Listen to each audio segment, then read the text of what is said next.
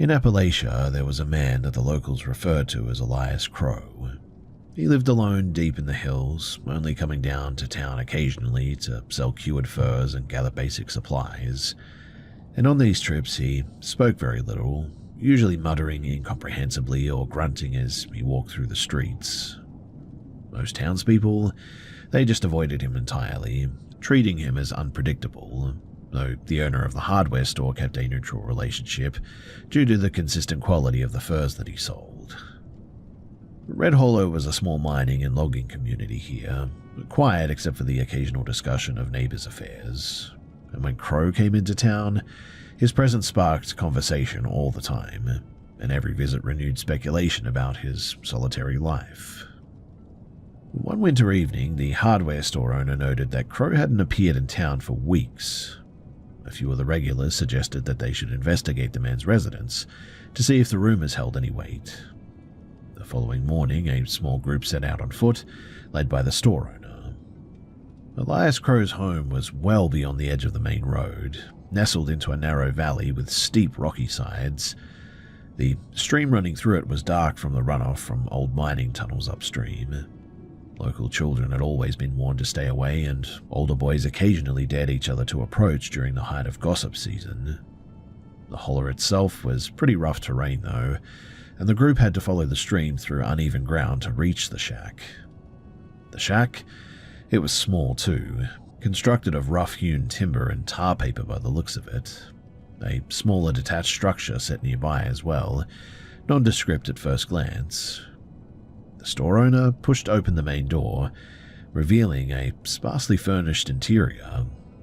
The fireplace still contained faintly glowing coals, which meant that somebody had been here. There was nothing overtly alarming, and most of the group honestly felt pretty disappointed. A few of them, especially those more cautious, considered the visit proof enough that Crow was mostly harmless. The youngest in the group, however, he wanted to investigate the old outbuilding, and inside, he found a more unusual arrangement.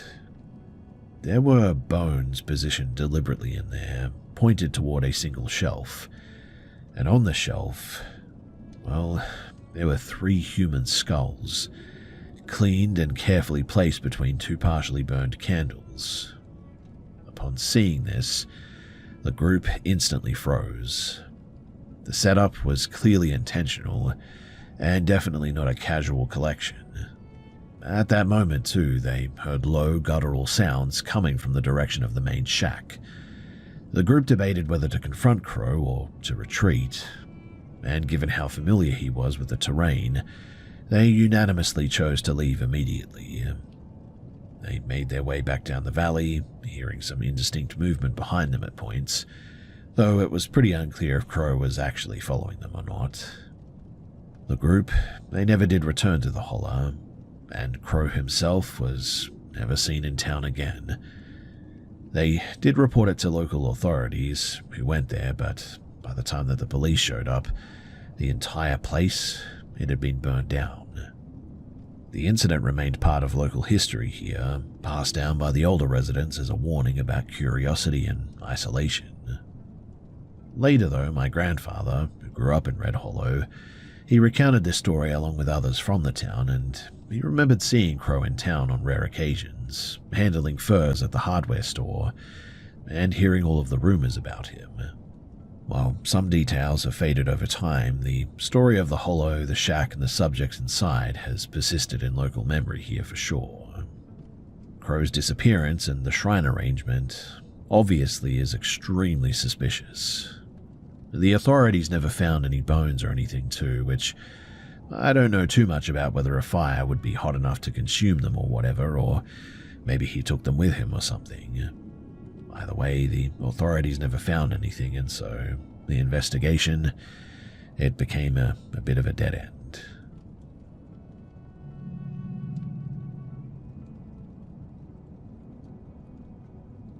So, several days a week, I was responsible for collecting my younger brother from his school at the time.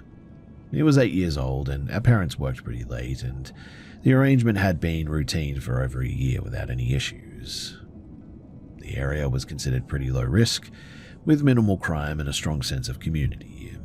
Children, they frequently walked unoccupied here, and it was not unusual for families to leave doors unlocked during the day too. The route from the school to our house involved a gradual incline through a residential zone, followed by a longer descent along a service road bordering undeveloped land. The descent was poorly illuminated. There were streetlights at the top and the bottom, but the central stretch, maybe about 400 meters, had no lighting at all really. During the winter months too, this section was pretty much fully dark by late afternoon. Now, on the day in question, nothing stood out initially, and my brother and I left the school grounds at the usual time like we always did.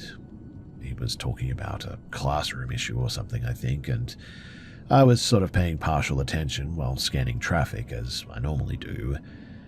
We reached the top of the incline and began down the unlit road, and within seconds of entering that stretch, I got a really bad feeling. Something just wasn't right, and I couldn't immediately put my finger on it or see what it was, but I just felt weird.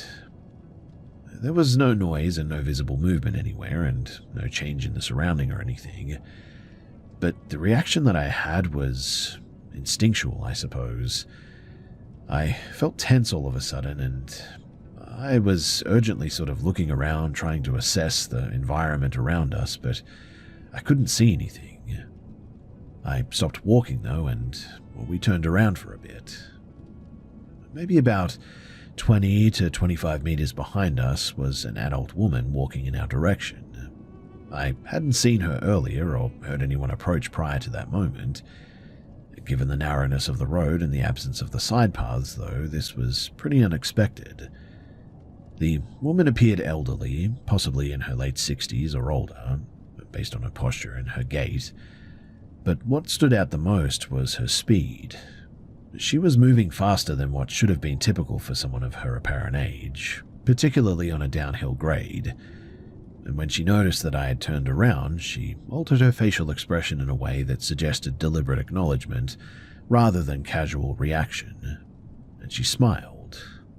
But the expression didn't appear friendly or neutral or even normal.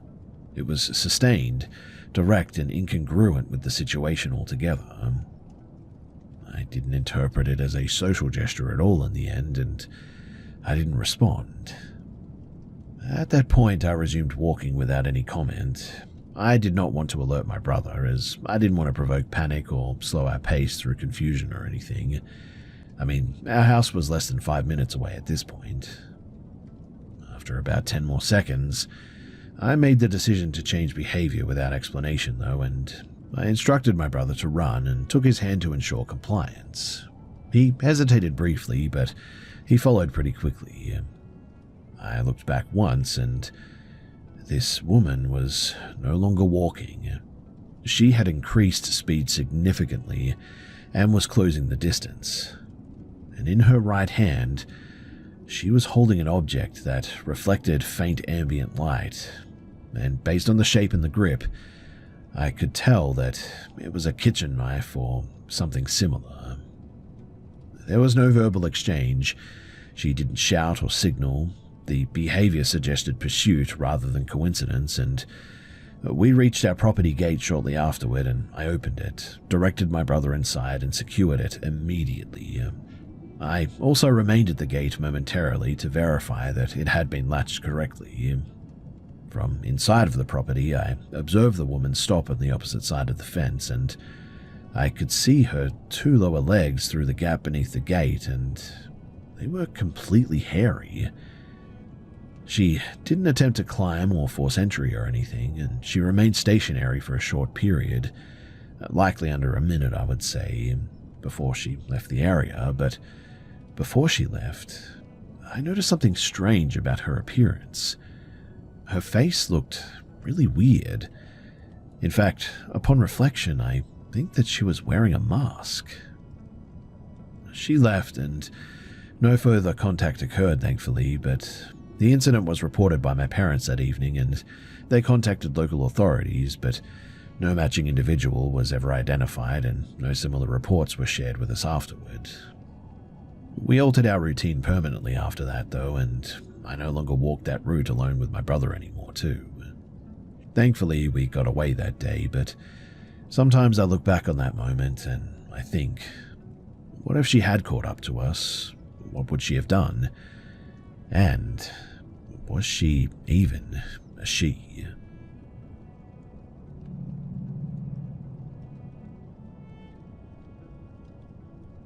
Late December of 2019, while I was staying overnight at my partner's relative's home in southern Germany, the house was pretty unfamiliar to me and we were sleeping in a guest room that we'd only used for about 2 nights. Now, at about 3 in the morning, I became aware of movement in the room. My partner got out of bed to use the bathroom. I was not fully asleep or fully awake at that point, but I clearly observed him stand up and leave the room. The door opened and closed even. And this part is important because it anchors the experience to an external stimulus. You see, after he left, I noticed that the room felt colder than before. The window was open slightly, which I remembered agreeing to earlier despite preferring it to be closed. I considered getting up to shut it, but I hesitated because I felt physically heavy all of a sudden and sort of mentally foggy, similar to the sensation of drifting back into sleep. But at some point after that decision, I experienced what felt like standing up, moving across the room and closing the window. The sequence was coherent and continuous, and I recall stepping carefully, touching the frame and returning to the bed. There were no visual distortions that suggested dreaming. Everything appeared consistent with the room layout. When I lay back down, I felt extremely drowsy again, and within seconds I felt an arm extend toward me from behind, resting in the familiar position my partner uses when initiating physical contact during sleep. This is a habitual gesture between us, which is why I reacted automatically by reaching back. While touching the arm, I became aware of a contradiction, though. You see, my partner should still have been in the bathroom, and that realization triggered an immediate stress response. I sat upright quickly and pulled the arm toward me to identify its source. At that moment, I saw that the arm was disconnected from any body. There was no resistance consistent with a person lying next to me, and without consciously deciding to speak, I said a name associated with a deceased relative, followed immediately by a second unfamiliar name that I'd never used before, and also have not been able to recall since. There was no emotional attachment to the names. They surfaced reflexively. Immediately afterward, I felt a physical sensation consistent with being pushed backward onto the mattress. The motion was abrupt and resulted in a brief loss of awareness too. When consciousness returned, I was laying on my back, breathing rapidly. The first thing that I did was I looked toward the window and it was still open. This directly contradicted my memory of getting up and closing it, obviously. Seconds later, I heard the bathroom door open and my partner returning to the room. The timeline indicated that he had never left the bathroom during that experience. Now, physiologically, I experienced fear symptoms. I was sweating, I had a lingering sense of panic, all that. These subsided gradually over the next several minutes, but I was able to move freely and speak normally after waking. In the following hours, I replayed the sequence repeatedly in my head, primarily because the event began with a verified external trigger and transitioned seamlessly into what I can only say is a false sequence of actions. But the realism of the sensations made it difficult to classify it as just a typical dream. I guess the key factor is that the experience ended when full consciousness resumed and no elements of it persisted beyond that moment. I didn't experience anything afterwards too, no reoccurring episodes and no external evidence to it either. And while I'm not completely sure what happened there, I know that I saw my partner get up and go to the bathroom, and I'm pretty sure that I went to that window and closed it. In fact, when I woke up, I was in the position that I had been in when I was pushed at the last second in that dream state or whatever it was. Understanding that makes me think that the whole thing wasn't a dream and that something very weird happened that night.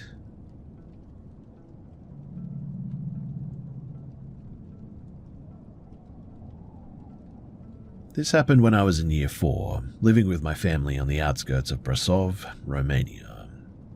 The area was semi-rural with dense forested land extending up to the edge of residential zones and public infrastructure.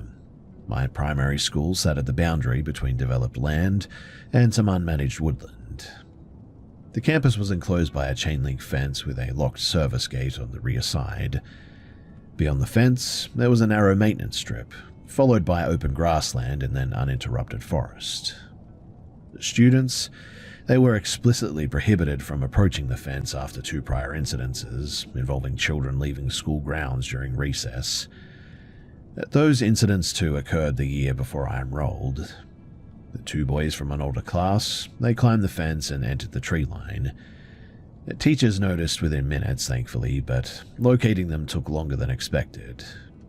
When they were brought back, one of the boys showed visible signs of distress, though. He didn't describe what had happened and transferred school shortly afterward. After that, though, recess supervision increased and access to the field adjacent to the woods was revoked entirely. Despite the restrictions, though, the wooded area remained within sight and hearing distance of the schoolyard. On certain days, ambient noise would drop suddenly as well, and during these intervals, sounds carried unusually well. Students and staff occasionally reported hearing low mechanical noises resembling engines, despite no nearby industrial sites. Other times, the sounds resembled footsteps moving through the undergrowth. No animals were ever observed at those moments, though, and no maintenance activity was scheduled during those school hours. But because both of my parents worked late, I attended the after-school supervision program several days a week there. Staffing during those hours was pretty minimal, to be honest, typically overseen by university students training as educators, really. When weather allowed, we were taken to the older sports court on the opposite side of the campus, farther from the tree line. I never participated in group games, and usually I just remained seated near the edge of the court. But on one occasion in the early autumn, while facing the wooded boundary, I experienced what I can only describe as a brief episode of tinnitus, accompanied by just a sensation of pressure or something. At the same time, I observed the perimeter fence vibrating in a sort of localized section.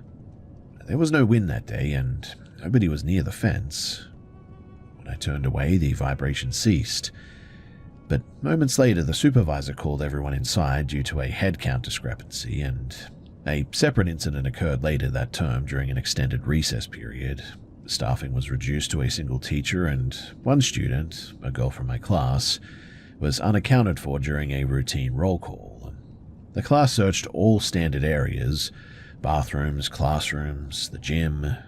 The woods were not checked due to policy, but maybe about 15 minutes later, the student was found seated near a side entrance that had been checked multiple times already. She claimed that she had moved, and upon being located, she began crying and was unable to explain where she had been. Later, she attributed her reaction to an argument with another student, though no one present recalled a conflict severe enough to justify her response. At the time, these events were treated as just sort of unrelated, but in hindsight, they share common situational factors: limited supervision, transitional periods, environments that encourage misinterpretation of sensory experiences. The children lingering near restricted areas, too, were likely responding to curiosity amplified by the prior warnings and the rumors that were going around. Thankfully, nothing else happened after that, but while the experiences were pretty unsettling at the time, particularly for us kids, we got over it for the most part, and like I said, nothing ever really happened again. But the memories of that moment, they remain very vivid for me because they occurred during my formative years and were reinforced by a lot of uncertainty around it. and mostly because no one could really explain what had happened to that little girl.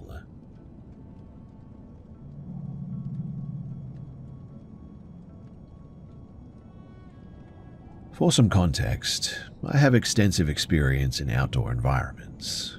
I grew up in a very rural area, spent most of my childhood in forests and on rivers, and later worked seasonal jobs that involved overnight stays in undeveloped land. I'm pretty familiar with wildlife behavior, low light perception issues, and how stress alters interpretation as well. I'm also not prone to fear responses from unfamiliar sounds or movement. So, in October of 2014, my partner and I rented a short-term cabin at a public campground in southern Poland, close to a managed forest zone. The site was not remote. There was road access, mobile reception, and other campers as well, though occupancy was low due to the season, obviously. Our cabin was the last in a small row and bordered directly against a tree line used for forestry access. The first evening was pretty uneventful too. We cooked outdoors that day, noted some activity from rodents, distant dogs, wind through the trees, and went inside at about 10:30. The cabin had a small covered entryway though with a single exterior light, and after going inside, I stepped back out to take a phone call. While pacing the length of the entryway, I reached the side closet to the forest boundary and sort of stopped abruptly. The reason was not the sound or movement, but it was the contrast. At the edge of the light spill, roughly 2 meters from the porch, I registered a shape that didn't align with the surrounding vegetation or the terrain. The object, whatever it was low to the ground, upright and stationary. Based on perspective and reference points, it must have been under a meter in height, and it didn't reflect the light like fur or leaves and appeared sort of uniformly dull in tone. I couldn't identify limbs, facial features, or clothing at first. It didn't advance, retreat, or shift position. In fact, it was like perfectly still. Obviously, I didn't approach it, and I stepped backward into the cabin while maintaining visual contact. During this moment, my phone call disconnected, and my partner immediately noticed the change in my behavior and asked what was wrong. I didn't provide a detailed explanation at that moment. We just secured the door and we remained inside. Now, about 20 minutes later, I returned to the porch with a stronger light source. The area where the object had been was now empty. There were no visible tracks, disturbances, or sounds, and we didn't hear movement during the interval. Eventually, I took my mind off of it after a cup of tea and just sort of sitting down and watching some things, and then we went to bed and I didn't think too much of it. Now, the following day proceeded pretty normally until early afternoon. While inside the cabin, we experienced this sort of intense vibration accompanied by sustained low-frequency noises. The entire cabin was rattling, and the sound pressure was significant enough to really cause us discomfort. We exited the cabin along with several other campers to try to determine the source. The disturbance was caused by multiple military aircraft flying at really low altitude. The aircraft passed overhead several times before leaving the area too. We eventually went back inside after some brief discussion with these nearby neighbors, and I would say probably at around 8 o'clock I went out for a smoke on the porch again. And as I was sitting there, the entire night just sort of went completely still. What I mean is that there was no wind, there was no sound of any animals around, the rustling of leaves just completely left. It was almost like I was suddenly in a vacuum, without any sound whatsoever. It was really weird, and obviously at the time I was sort of weirded out by it, and so I got up and started heading back inside. But when I did, I could have sworn that I saw a face behind one of the trees in the nearby forest there, almost exactly where I saw whatever it was the day before. Now, I don't want to sound crazy, but genuinely, the best way to describe this face was like one of those little grey aliens that you see in films and online all the time. I only saw it for a brief moment, and man did it move quickly, but upon seeing it, I didn't waste any time and I immediately went back inside. Nothing happened that night as far as I know of, and we departed the campground shortly afterward. My partner didn't want to, but I was way too scared at this point to stick around, and so we ended up leaving in the end. I really have no idea what that was, and it was a brief encounter, so I really can't be sure as to what I actually saw that day. And so I try not to interpret it as like aliens or anything, but still, for as long as I live, I will never, ever forget that face behind that tree that night.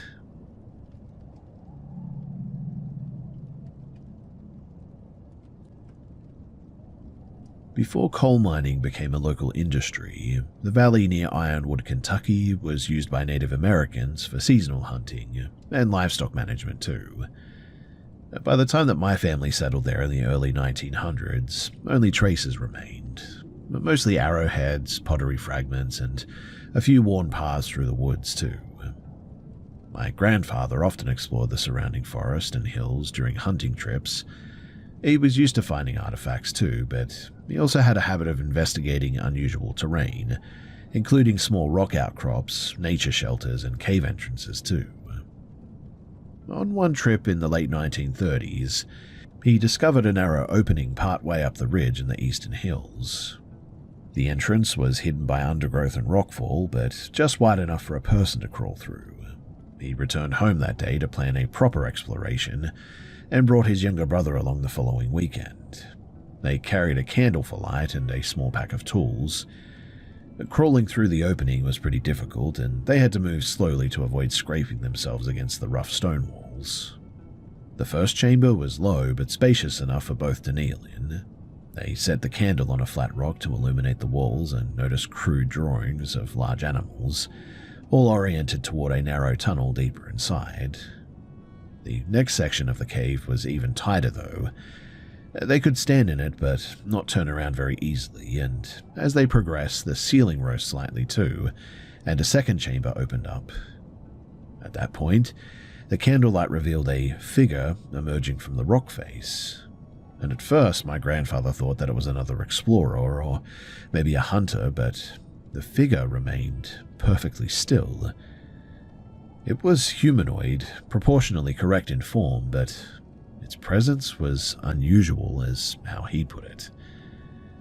As they drew closer, they realized that the figure, it had no head, and seemed to be carved directly from the stone wall.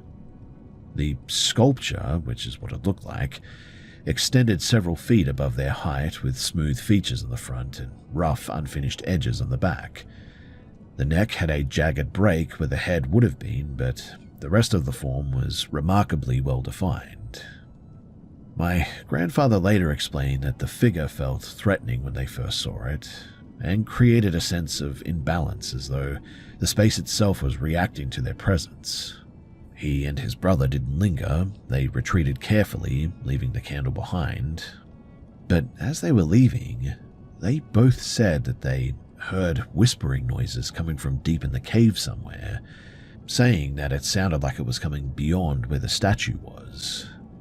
They couldn't quite pinpoint where the sound was coming from because of all the echoing in this cave, but they were sure that they were hearing what sounded like somebody speaking, and it sounded like a language, but they couldn't be sure.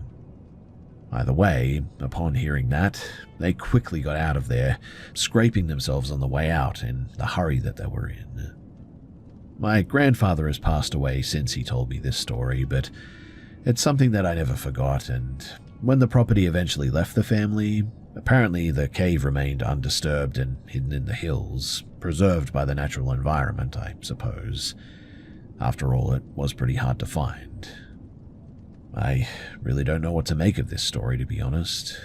My grandfather certainly wasn't the sort of person to lie or make up stories like this, so I believe him, but exactly what it was, well, even he didn't know.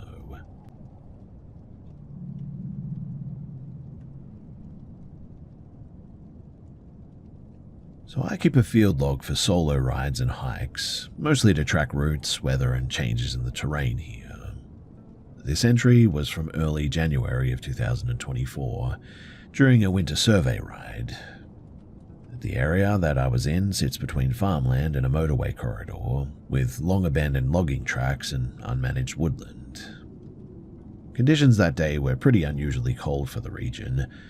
Overnight temperatures were well below freezing, in fact, which eliminated the persistent mud that had made the area pretty difficult to navigate, well, in previous weeks anyway.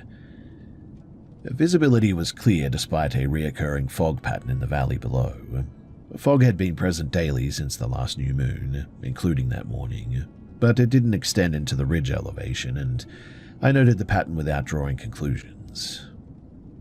Upon arrival, ambient noise was minimal, wind was negligible, traffic from the nearby autobahn was intermittently audible, depending on direction and elevation that you were at. Wildlife activity? It appeared low that day, which was consistent with the temperature in that time of year. I stopped first at an open meadow where I had previously documented several small wooden structures constructed from small branches. They were sort of loosely stacked, resembling makeshift shelters or marker piles maybe, rather than permanent structures. But on initial inspection I thought that one had been altered, but a later photo comparison showed no measurable change. The difference appeared to be lighting and shadow angle, probably due to an earlier arrival time. I continued along the track and passed a second structure further down slope. This one appeared more compact and partially collapsed, consistent with snow load and freeze-thaw cycles. I recorded photographs and GPS coordinates as I usually did, and later I decided to revisit a wooden depression that I had last entered the previous year, during an October full moon. The trail leading down is pretty narrow, steep, and heavily shaded, with limited sightlines, and from the ridge, the area appeared significantly darker than the surrounding forest, likely due to the canopy density and slope orientation. Now, before descending, I paused longer than I usually did. I experienced a strong reluctance to go forward, which I attributed to a combination of fatigue, low temperature, isolation, and memory of prior difficulty navigating that section. But despite this, I proceeded anyway. As I entered the lower section, I became increasingly alert, though. My body's response was notable, too. I suddenly had an elevated heart rate. I felt tense, and my auditory sensitivity went up. These reactions were disproportionate to immediate stimuli, but explainable by stress responses in an isolated environment, I suppose. But maybe about halfway down, I heard movement in the dense brush to my right. The sound was heavy and irregular, consistent with a large animal or maybe a person moving through the undergrowth. Visibility was very limited. No visual confirmation followed, and I dismounted and scanned the area without approaching the sound source. At this point, I experienced a really strong feeling as to not use my headlamp or move toward that noise. This was a conscious decision, based on the risk assessment rather than fear, I suppose. In low visibility terrain like this, illuminating oneself can reduce situational awareness rather than improve it. So I remained stationary for several minutes, and during that time I noticed displaced leaves and branches further down slope, suggesting recent movement, though direction and cause were pretty unclear. There was no vocalizations, shadows, or follow-up sounds after that. I chose to stop and eat, partly to regulate stress and also partly to avoid rushing a decision. I sat on a nearby tree stump and ate the food that I had packed. I also poured a small amount of alcohol onto the ground, not as a ritual, but because the flask had leaked slightly and I chose not to carry excess liquid back uphill. Following this pause, though, my body's response seemed to normalize. The environment didn't change, but I guess my perception must have, but after that, there were no further sounds. I completed the additional documentation, and then I began to exit the area. And I must have been about maybe halfway up the track when I turned around to take one last glance at the area. when I did, I saw the strangest thing. There was this completely white creature that looked so thin that it was almost just bone. It was standing off to the right near some bushes and some trees, but I only saw it for a brief moment before I just took off running because whatever the heck that was, it was not normal. I'll try to describe it briefly as I got a pretty good look at it, but I didn't see it for too long. So it was completely emaciated, completely white as white paper in fact. It had a sort of boxy look to it, or rectangular in shape, elongated arms down to its knees, and it had these large black eyes that sort of looked like they were almost popping out of its head. I would also say that it was probably about 7 feet tall from what I could see, and it moved very quickly, and I only caught a glimpse of it before it just disappeared. On the return route, I scrambled back, and I was huffing and puffing, but I also noticed that the ambient noise, it resumed gradually. The wind picked up slightly, distant traffic became more consistent, and after that there was nothing else that really happened. This experience reinforced for me that we really don't know what's out there just yet, at least not completely. I won't be returning to that area because whatever that was, it looked dangerous, and I won't be taking my chances, that's for sure. But I do have the area marked out on my GPS locations, and so I guess if somebody else wants to go and visit it at some stage, I could give them the coordinates to go and take a look.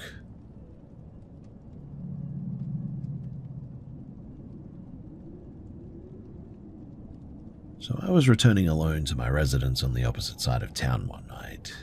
A scheduled infrastructure project had closed several roads that took me back to my place, but that forced traffic into a temporary sort of loop system there. After multiple unsuccessful attempts to re-enter the main route, I followed a posted detour that led away from the residential areas and into an agricultural corridor with adjacent forest. My mobile reception dropped within minutes. This wasn't completely unexpected. Coverage in that area has gaps due to terrain and distance from towers, after all. I had driven through the area before during daylight hours, though rarely ever at night. The road ran straight for several kilometers, though, alongside unmanaged woodland. There were no houses, no footpaths, and no visible access points.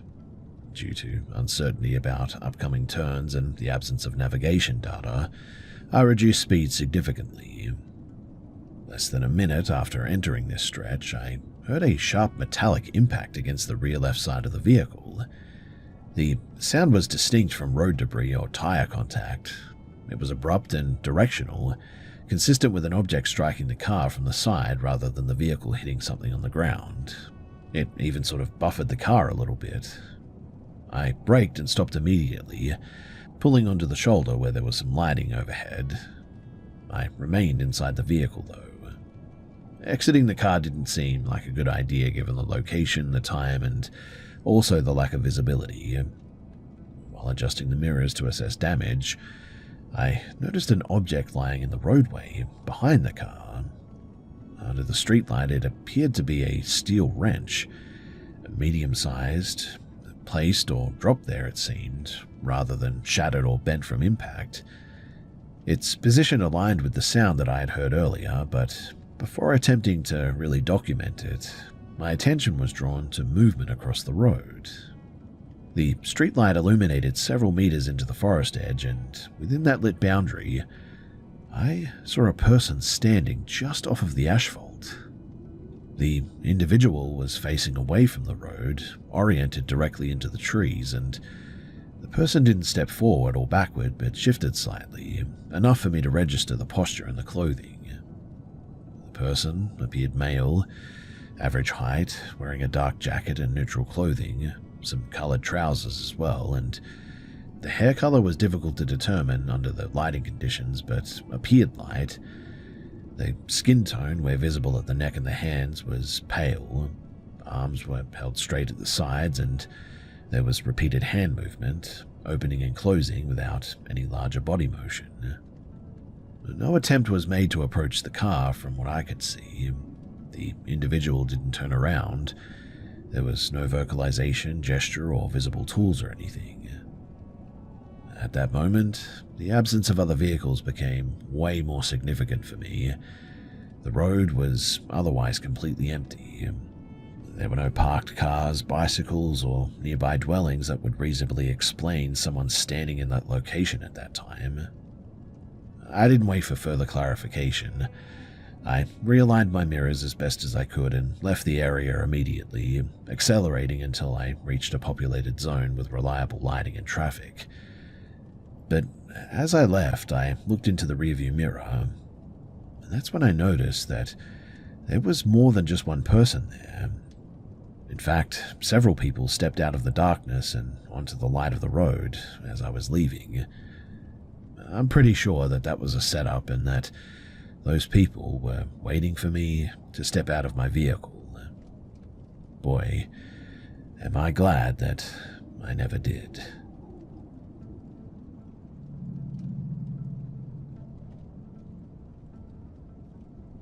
By the time that this situation stopped developing, it had been ongoing for close to 18 months, though the most disruptive incidents were concentrated within the first year. As of now, there has been no confirmed activity connected to it for roughly 8 months, which is the only reason that I considered it resolved rather than ongoing. So, in early 2023, I was living in a rental property in suburban eastern Colorado, just outside of a mid-sized city. I was 21 years old, sharing the house with a close friend of the same age. The neighborhood was generally stable, families, long-term residents, minimal reported crime. Rent was pretty high, maintenance response was pretty slow, and interaction with the property owner was limited to automated messages and occasional inspections. The structure itself had a partially underground lower level, accessible only from the exterior. That space was unfinished and pretty irregular.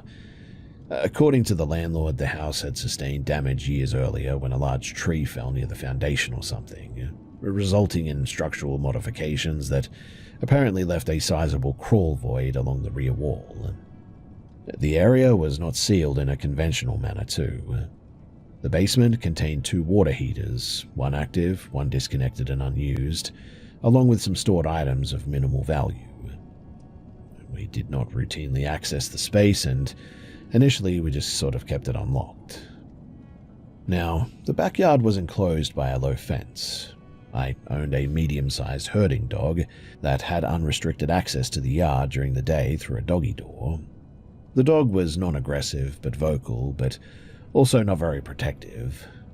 Also, located in the yard was a deteriorating storage structure left by a previous owner or something. It was no longer in use, though, and contained nothing of significance. Several months into the lease, one of our adjacent neighbors, whose spouse worked in law enforcement, approached me to report an interaction that had occurred earlier that afternoon. A man driving an older pickup truck, he had entered our driveway and had apparently attempted to access the backyard. When questioned, the man claimed that he needed to verify information related to a water heater located in the basement. The neighbor prevented him from proceeding and advised him to return when the tenants were present. Initially, I assumed that this individual was affiliated with the property management. That assumption, though, was disproven after direct confirmation with the landlord. Further discussion revealed that the individual was the previous owner of the property, who had sold the house several years earlier. Contact attempts between the landlord and also the former owner were pretty unsuccessful. No explanation was provided, and the matter appeared dormant for several days. But that all changed when, during a work break, I received a notification from my doorbell camera. 2 detectives from another state were at the front door requesting contact. They were attempting to locate the former owner in connection with outstanding warrants related to firearms theft and controlled substances or something. The address that we lived at was listed among the locations associated with him. After being informed of the earlier access attempt, The detectives expressed concern that items may have been concealed on the property prior to sale, and that the former owner was attempting retrieval. They advised securing all external access points to the basement immediately and exchanged contact information pending coordination with local authorities. Now, before any formal search could be arranged, the individual appeared again on 2 occasions. One instance was captured partially on camera, him knocking repeatedly at the front door while driving the same vehicle previously described. The footage, it was degraded due to low battery, but sufficient enough to identify him for sure. On another occasion, he contacted the landlord directly and provided a different justification for being on the property, this time claiming ownership of the abandoned structure in the yard. Shortly after that conversation, though, we discovered that the structure had been opened and its contents disturbed. Given the previous context, this was reported. Law enforcement conducted a full search of the basement, the crawl space, and the surrounding yard, but no contraband was located. But creepily enough, what they did find was a bunch of kids' clothes down there, in a sort of lockbox. Several months later, following a routine storm, a basement window was found damaged too. Entry signs were present inside of the lower level, items displaced, containers opened, and the unused water heater repositioned. This again was reported to local police, and the response this time was pretty minimal. The damage was attributed to weather, despite inconsistencies with other storm effects on the property. And at that point, several conclusions became pretty unavoidable. Access to the main living space was improbable without significant effort. The focus of the intrusions had constantly remained on that lower level. Law enforcement response was pretty limited and inconsistent. Nothing of value had been taken, but there was evidence of kids' clothes down there, which is really creepy. We reinforced the locks, altered routines, and we ceased using the basement entirely after that. Since the final confirmed incident, there has been no further activity. No sightings, no access attempts, and no damage, thankfully. But just to be clear, when I say kids' clothes, I don't just mean a few shirts or something. I mean like a whole load of different things. Like, if I had to put a number to it, I would say maybe like 30 or 40 different outfits for different kids. There were a lot of clothes down there. Some of them looked older than others, and I didn't touch them, and the police took them, so I don't know what happened to them, but again, if the police took them, that suggests something weird, right? In practical terms, the situation ended not because it was resolved through intervention or anything, but because the individual either recovered what he believed that he needed, or determined that it was just no longer accessible and maybe not worth the risk. The outcome for us was definitely not satisfying, but thankfully it was stable, and eventually we moved out, and we never heard anything after that.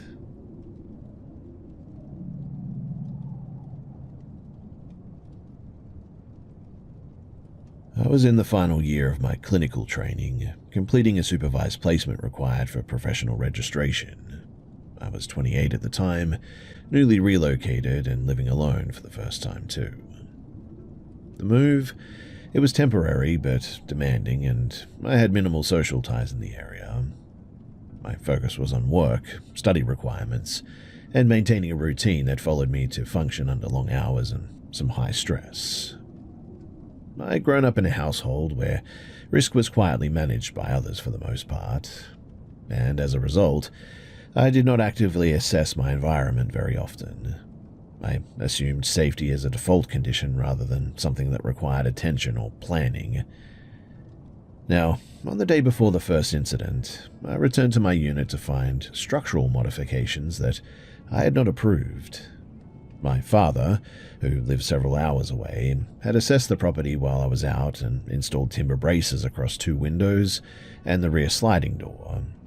His explanation was brief and practical, as it always was with him. My reaction, though, was emotional and dismissive. I interpreted the action as intrusive rather than preventative and complained to my sibling about it during my drive to work. I intended to remove the barriers that evening too. That plan was eventually delayed due to exhaustion and some poor judgment. But at approximately 3:40 in the morning, I was woken by repeated impacts against the bedroom window. The noise was not consistent with any environmental causes. It was rhythmic, forceful, and very close too. When I oriented toward the sound, I observed movement outside of the glass. 2 individuals were attempting to push the window inward. The window itself, it was poorly secured and would not have resisted sustained pressure. The only obstruction was the timber beam fixed across the interior frame, and because of that, the opening widened only partially. One person managed to force a lower limb through the gap, while the rest of his body remained outside. The second individual continued applying pressure from behind. Both were speaking loudly, and the statements were directed inward and explicitly threatening. I was unable to respond or move for several seconds, which I later understood as an acute stress response rather than indecision.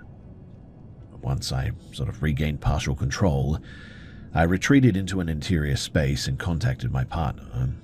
I didn't call emergency services directly. This was not a reasoned decision. It was avoidance driven by shock, really. My partner recognized the situation immediately, though, due to the background noise, and contacted authorities on my behalf while remaining on the line with me. The attempt, though, ended abruptly when the individuals abandoned the effort and left the area. Police arrived shortly afterward, and a report was taken. Officers were direct in explaining that without identification or apprehension, follow-up options were pretty limited. Additional patrols were requested for the surrounding streets for a short period, but really, that was about it. I did not remain alone in the unit for several weeks afterward. Family members and my partner, they alternated staying overnight, and this arrangement was unsustainable long-term, and so I eventually resumed staying alone out of necessity rather than confidence. Now, the second incident occurred on the first night that I was alone again, which is very odd. So I slept in the living area, avoiding rooms with direct exterior exposure at this point. I woke without an obvious trigger, and immediately noticed a stationary presence outside of the rear door. The curtains were partially closed, but the lower portion of a person's legs were visible on the patio. The individual was standing directly in front of the glass, facing inward. There was no movement, no attempt to enter, and no sound. This continued for some time, and I remained still, assessing whether the person could see me or not, and when I attempted to move away, the behavior changed. The door was suddenly struck repeatedly with force, followed by pulling motions intended to slide it open. The effort failed, though, due to a fixed wooden brace that was installed earlier across the interior track. Emergency services were contacted immediately this time, and responding officers arrived as the individual fled the property. He was detained nearby. Now, despite the arrest, the outcome did not provide meaningful resolution by any means. The individual was released within days.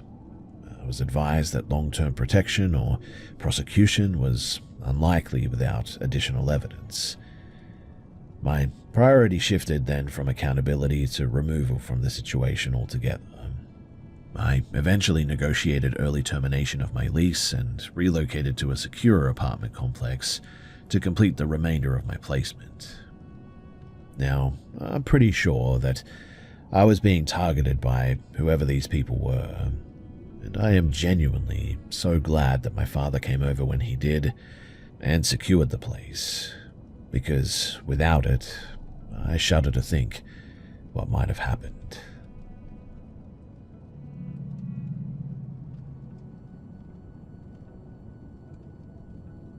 The place that this happened has a population under 10,000. The town, it functioned almost entirely around a short commercial strip, 2 bars, a late-closing takeaway, a pharmacy, and a small transit shelter that serviced buses during the day only. After 9 p.m., public transport ceased here, and foot traffic dropped to pretty much zero. Now, my route home from work followed this strip for several minutes before transitioning into residential streets. The total walk, it was under 10 minutes, and I had done it alone many times without any incidents, and had come to treat it as routine rather than something requiring active attention. The date, it was January 1st, early morning, and I had finished a late shift at a bar due to holiday trading hours. After closing, several staff members remained inside briefly for drinks while cleaning wrapped up, and by the time that I prepared to leave, it must have been around 2:45 in the morning. A colleague offered to walk with me, another suggested driving me part of the way, and I declined both in the end. My decision was based on impatience, not risk assessment, and so I left alone. The streets were empty that night. All nearby buses were closed, the lights were off, doors secured, and I walked without music and was smoking a bit, which was typical for me after work. Nothing unusual occurred until I approached the transit shelter beside one of the closed shops. A man was seated on the bench inside of the shelter, and this stood out only because of the time, really. The shelter was unlit, unused overnight, and positioned slightly back from the road, and as I drew closer, I recognized him as someone that I had served earlier in the evening. I didn't know his name, and I had no prior interaction with him beyond standard customer service, but I did recognize him. He was manipulating something in his hands, and as I passed, I noticed that he was inhaling a substance from a metal object. He looked up and addressed me directly, asking if I had a lighter on me. Because I was already smoking, I stopped without thinking. He stood as I reached into my bag.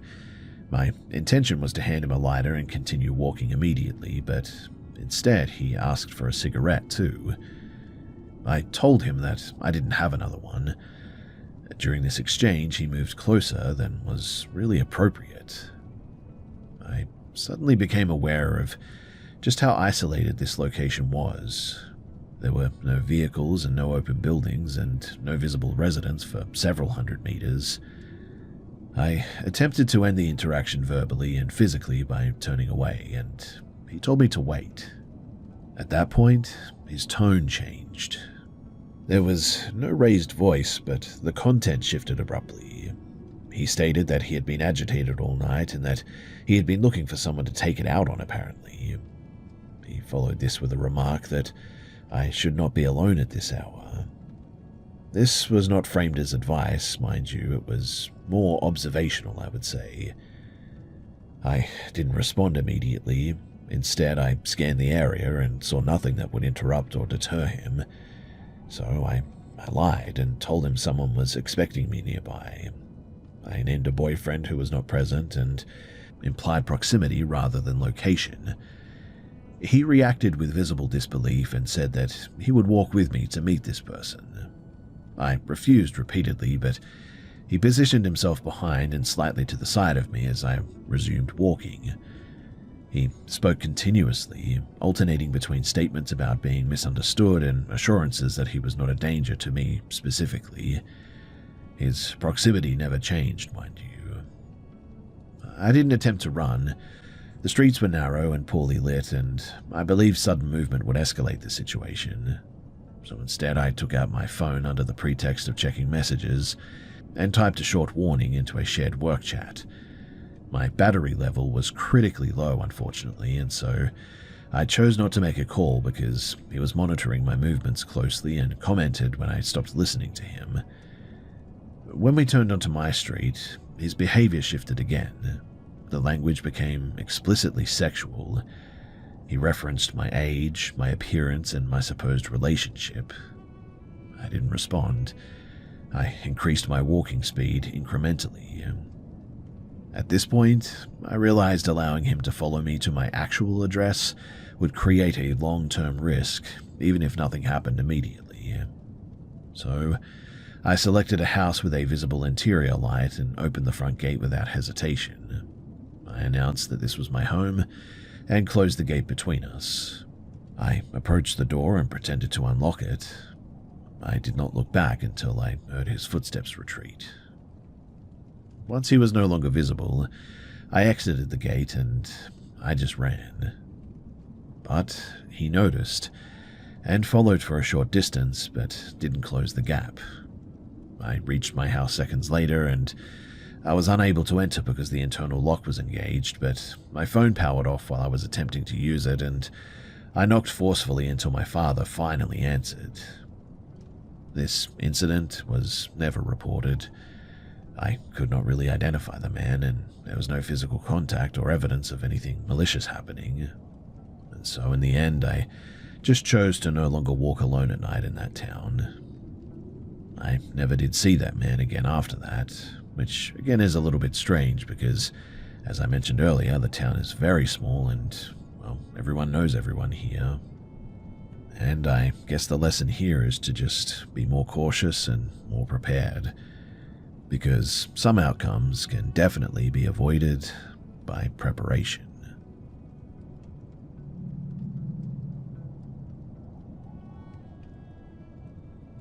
This occurred during a temporary stay in northern Argentina, in a semi-rural municipality outside of a regional hub. The area experiences frequent infrastructure interruptions here, including unplanned electrical outages, which are treated locally as inconveniences rather than emergencies. The residence was a single-story concrete structure on a fenced lot, shared with several animals. At the time, 3 people lived there: myself, my younger sibling, and our mother. Now, on the evening in question, the power failed shortly before midnight. This was not unexpected, and no attempt was made to restore it.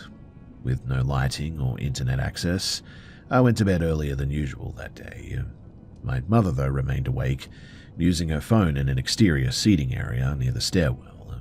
The animals moved intermittently, but eventually they settled too.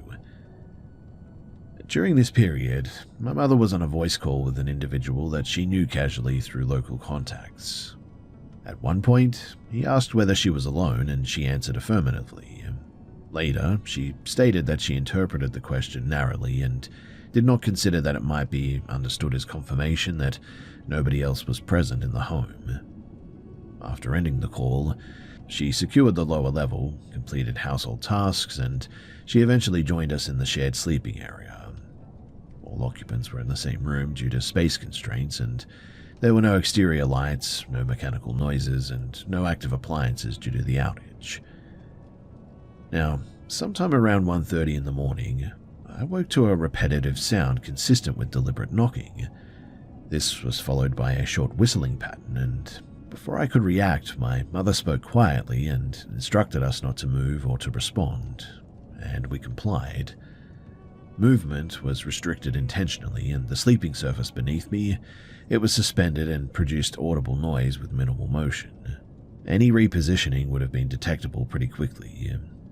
The temperature was pretty hot that night, due to a lack of ventilation as well, but nobody moved. Over the next several minutes, the person outside moved across the property, and he attempted to get our attention at multiple points: a side entrance, the primary door, and a front-facing window.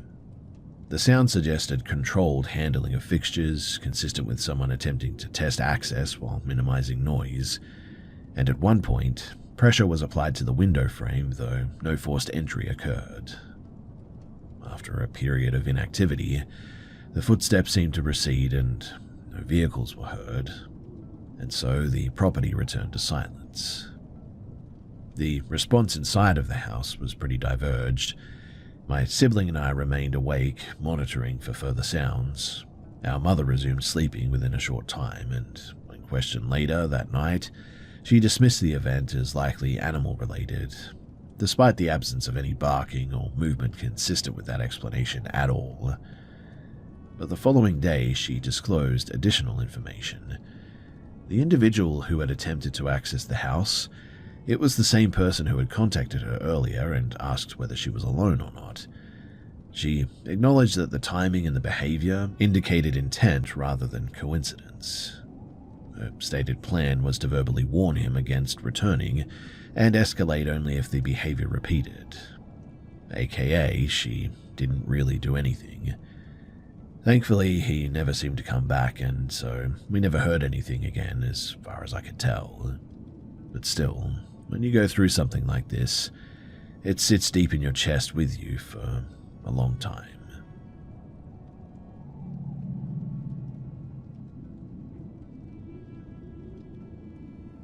This took place during a late evening stop in central Pennsylvania, in a rural location located roughly 40 minutes from a mid-sized city. The town has very limited commercial activity and very few people around after sunset. I was roughly about 26 years old at the time, and I wear a headscarf for religious reasons, which is pretty uncommon in that area, though this was not something that I initially considered as relevant. Anyway, I arrived shortly after 7 p.m. with my partner. We planned to share the drive, but intended to separate tasks in town. While he was handling some errands elsewhere, I chose to wait inside of a 24-hour diner near the highway. The establishment had a counter, several booths, and a large window facing the parking lot. I ordered a drink and occupied the same booth for about an hour, writing intermittently and checking my phone.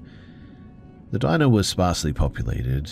Staff remained behind the counter for the most part, and no other customers stayed for extended periods like I was. At some point during my stay, though, a vehicle parked directly outside of the window, adjacent to my booth. The engine remained running, and the headlights were on and oriented toward the glass. Initially, I didn't think much of it, assuming that it belonged to a staff member or somebody waiting for somebody else briefly. Several minutes later, though, the headlights brightened momentarily, and I sort of looked up, thinking that my partner had returned early. The vehicle was unfamiliar, though, so I resumed what I was doing, and I didn't move locations. In hindsight, the light changing appeared intentional rather than incidental, I think. Later, though, I noticed a man standing near the counter without interacting with any of the staff there. He was positioned in a place that allowed him to face both the dining area and the entrance. I didn't observe him ordering food or collecting anything, but when I looked up directly, he was focused on me. The attention was sustained and unbroken. There was no visible expression, but the posture and the eye contact suggested scrutiny rather than curiosity, I would guess. After a short interval, though, he repositioned himself closer to the entrance, partially obstructed by a divider wall. From that angle, he could still observe my booth using peripheral positioning, also while remaining closer to the doors in the parking lot. And it was at this point that I became aware of his movements without fully turning toward him. When I began gathering my belongings, he moved into the small entry space between the interior and exterior doors. I paused and checked my phone rather than standing immediately, and he remained there, oriented toward the exit, but tracking my movement with his head rather than his body. At that point, I chose not to leave. I walked instead toward the restrooms at the back of the building. As I changed direction, he turned enough to confirm that he was watching where I was going. I stayed inside of the restroom longer than necessary and waited for a message from my partner confirming that he had arrived. When I exited, the man had returned inside and was standing near the entrance again, facing outward. I passed him without engaging, and I moved through the entryway. He didn't step aside fully, though, leaving limited clearance, but did not physically block me. His attention remained fixed as I exited. Outside, the same vehicle remained parked near the door, and I walked past it and entered my partner's car, which was parked one space away. I opened both front and rear doors briefly while settling my belongings. And throughout this, the man stood near his vehicle and continued watching me like a hawk. As we left the lot and merged onto the highway, I looked back and saw him still facing the road. Shortly after, a vehicle pulled in closely behind us and maintained that distance longer than would be expected given open lanes. It was a dirty-looking van, and it exited the highway a short distance later. Thankfully, nothing further occurred and there was no direct confrontation. No words were exchanged, in fact, and no laws were broken in a way that could be reported clearly or conclusively, so really, that was that. And although the situation ended without any harm and without any consequences, I cannot shake the feeling that I was targeted that day. And maybe it was because I looked a little different in town and because I wear a headscarf or something.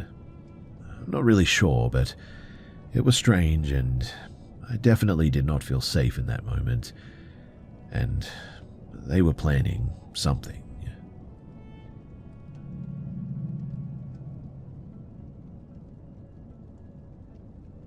During the summer of 2019, I was participating in a short-term academic exchange program in Germany.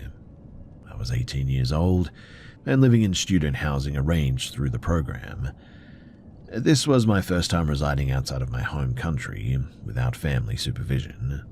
The city had a reputation for strong public infrastructure and low rates of violent crime here, which influenced my assessment of personal risk at the time.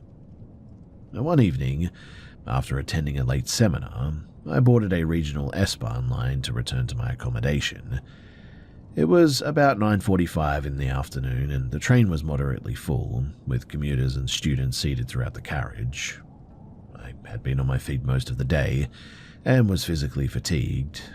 I took a seat near the center of the car and placed my bag on my lap. While waiting on the platform, I had noticed a middle-aged man standing several meters away who appeared to be watching me. This didn't immediately register as unusual. As a non-local student, I was pretty accustomed to occasional attention at the very least, especially due to differences in accent and appearance. Once inside of the train, though, I saw him enter through the same carriage but sit on the opposite side. Over the next several stops, I became aware that he was periodically looking in my direction. There was no attempt at conversation or visible signaling. I dismissed it and focused on my phone. At some point during the ride, though, likely after passing a transfer station, I fell asleep unintentionally. I don't know how long I was asleep for, but I woke when the train slowed and announced an upcoming stop. And when I opened my eyes, I noticed that the man was now seated beside me. There was no verbal interaction, and I registered the change but didn't immediately react, assuming that the train had filled and the seats were limited. But as I leaned back, I felt pressure against my head as if I was being guided toward his shoulder. The contact was deliberate, but at the time my reaction was delayed due to fatigue and confusion rather than consent, and I moved slightly, but I did not confront him. A short while later, I became fully alert when I felt my arm being pulled.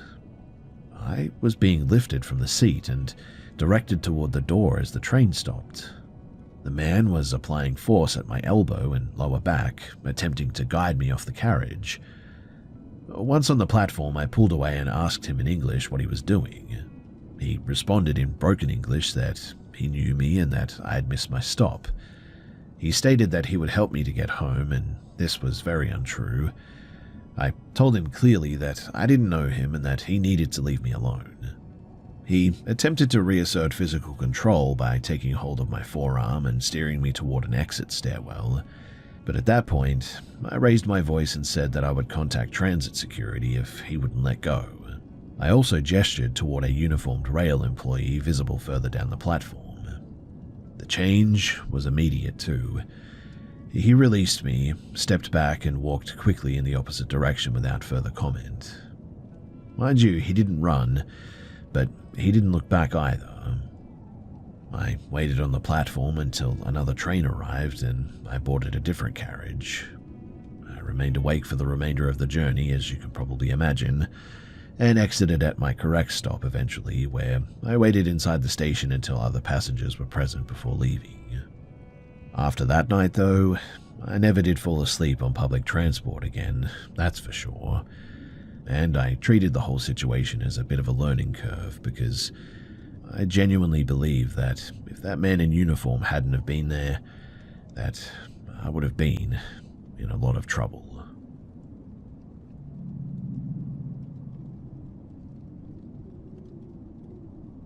I was 18 years old and had recently finished secondary school.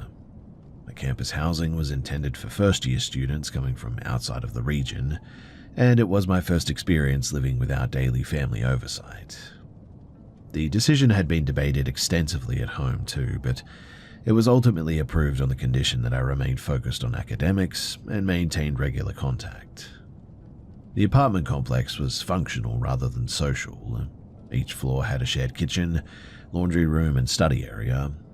Most residents kept to themselves too, and I settled in pretty quickly, learned the public transport routes, and established a routine between classes, part-time work, and study sessions.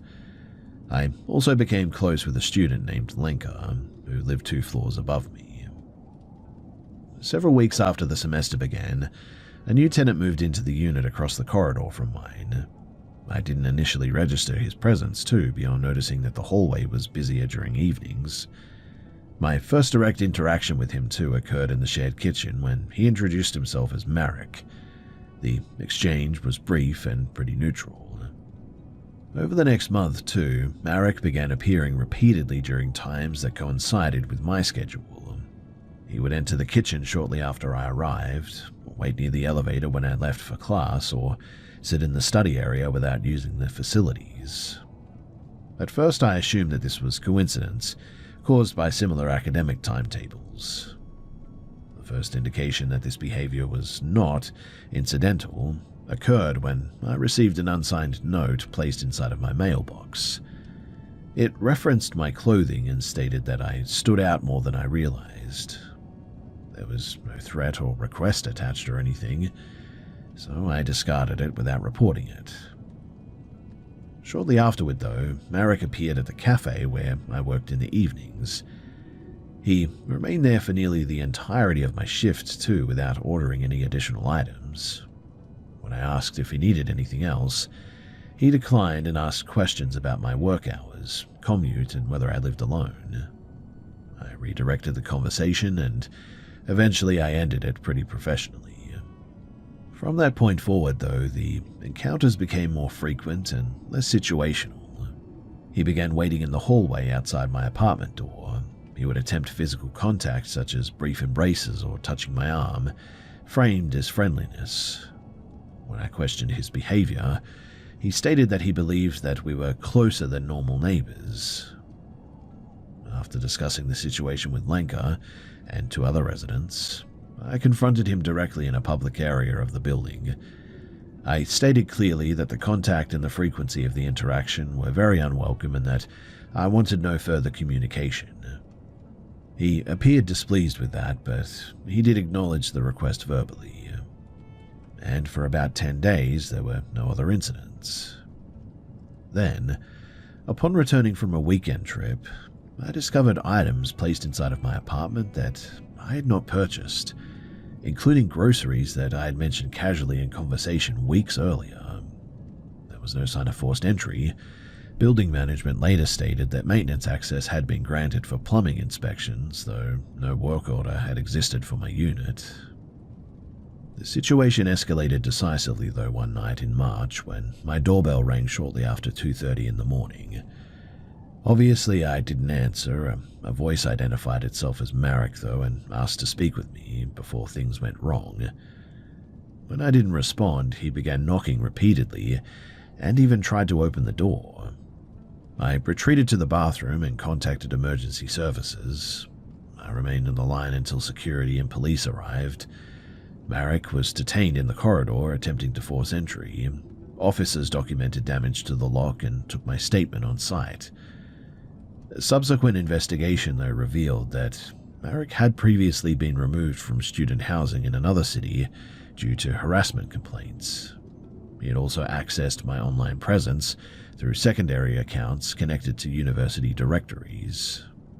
I never did return to that apartment after that, and with the assistance from the program coordinator, I transferred to alternate housing and completed the academic year remotely after that.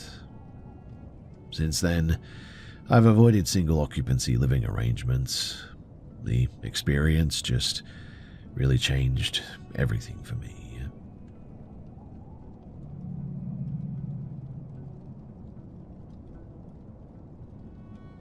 A few years back, I arranged a rideshare pickup from a commercial plaza spot on the outskirts of a town that I was at to return to a family property where I was staying temporarily. The trip usually takes between maybe 35 to 40 minutes depending on traffic, and I was familiar with at least 3 standard routes that remain on the highways for nearly the entire drive. The driver was an older man, likely in his late 50s I would say. The vehicle details matched the app, and the ride began without any immediate concerns. During the first portion of the trip, he initiated casual conversation, asking about my work, how long I was visiting for, and whether I lived locally or not. His tone was pretty neutral and not aggressive at all, and after several minutes I indicated that I was going to listen to audio and put on some earbuds, which effectively ended the interaction. Now, about 12 minutes into the ride, I noticed the vehicle diverging from the route that I was expecting. Initially, I didn't respond. Alternate paths are common due to traffic adjustments, right? And the navigation indicator still showed the trip progressing toward the destination. However, the deviation continued and the environment changed from suburban streets to sparsely developed roads with not much around. I opened the app's live map and compared it to my own navigation. The route being taken did not correspond with any suggested path anymore. The road narrowed significantly and transitioned from a maintained surface to older pavement with no markings. There were some isolated residents set far back from the road, but there were no pedestrians and there was now no passing traffic either. At this point, I removed my earbuds and began monitoring the drive more actively. The driver didn't speak and didn't acknowledge the change in the route either. The navigation indicator showed the vehicle moving away from the estimated arrival path rather than adjusting toward it. The road terminated in what appeared to be a service access spot too. And instead of turning around, the driver steered onto an unmarked gravel path branching off to the right. This path passed behind private properties and into a wooded area, and it was not listed on any roadway in the app or on my phone's navigation software too. I asked the driver why we were leaving the main road, and he stated that the navigation system had redirected him and that the paved road was just ahead. I responded that I was uncomfortable continuing on the current path and requested that we return to the public road instead. He acknowledged the statement by nodding his head, but did not alter the direction of travel. The vehicle continued along the gravel track for several minutes. The surface was uneven and narrow, really inconsistent with a maintained roadway. The driver remained silent and focused forward. Based on the layout and the turns, it appeared the route required prior familiarity rather than any reliance on automated navigation. I unlocked my phone and prepared to initiate a call if needed. I repeated my request to return to a standard road. The driver again stated that we would reconnect shortly. The pathway eventually reconnected with a secondary paved road, apparently used by local traffic, and within another 2 turns, we did return to a populated route with visible vehicles and street signage. But only after this transition did the driver resume conversation, making comments about how navigation systems sometimes choose odd shortcuts, and suggesting that the route was unintended. I didn't respond to that and remained alert for the remainder of the trip, which was about another 15 or so minutes, and I kept my hand near the door handle and monitored the map continuously after this. I can assure you too that the road that we were on was leading away from the destination that I was trying to get to, not toward it. Like, it was in a completely different direction. So, I know for a fact that it wasn't a shortcut or anything, and that the GPS would have been telling him to go back and turn around the whole way. In any case, the driver made no further route changes and did not attempt additional conversation too. After exiting the vehicle too, I reviewed the trip data, and the detour was not logged as an alternative route by the rideshare platform, and the gravel path was not identified as recognized road in any mapping service that I checked, which meant that the deviation increased the total travel time rather than reducing it, but he never charged for it either. I did report the incident through the app, documenting the route discrepancy and the refusal to return to a public road when requested, but I never did hear back as to what happened to that guy apart from some generic email.